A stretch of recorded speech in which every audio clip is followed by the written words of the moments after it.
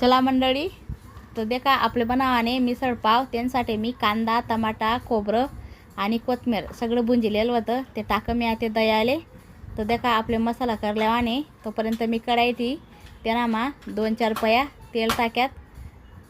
तर तुम्ही तुमना हिसाबाप्रमाणे लिहू शकता. तर देखा मी थोडासा मठ थोडेसे आहेत आणि थोडंसं नमक मठ शिजालेलं होता. 2 शिट्ट्या करलेलं त्यात मी.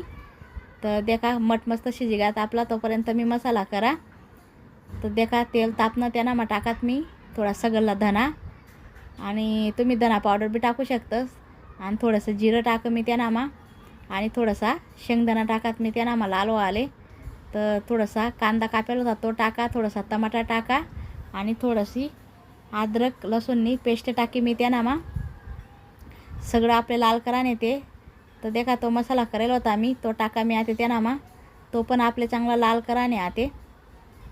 जोपर्यंत तेल सुटत नाही तोपर्यंत आपले लाल करा नेतो.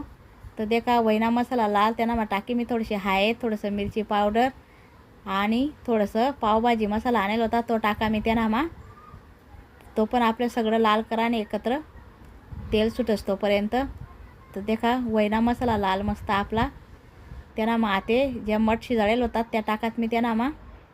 तर तुम्ही तुमना हिसाबाप्रमाणे पाणी लिहू शकतस. तर मी देखा अजून गरम करायला ठेवलं होतं पाणी.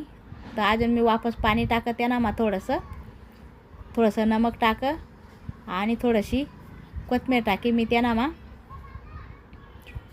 तुम्ही पण करी देखा अशी भाजी. तर वहिनी तयार आपली मिसळ पाव भाजी. देखा आवडणे का नाही आवडणे ते पण सांगा. तर देखा थोडीशी शेव, थोडा कांदा टमाटा वरून टाका मी, थोडासा निंबू. तर तुम्ही बी करा आणि करी देखा तुम्ही पण. आणि व्हिडिओ आवडला होई तर लाईक शेअर नक्की करा.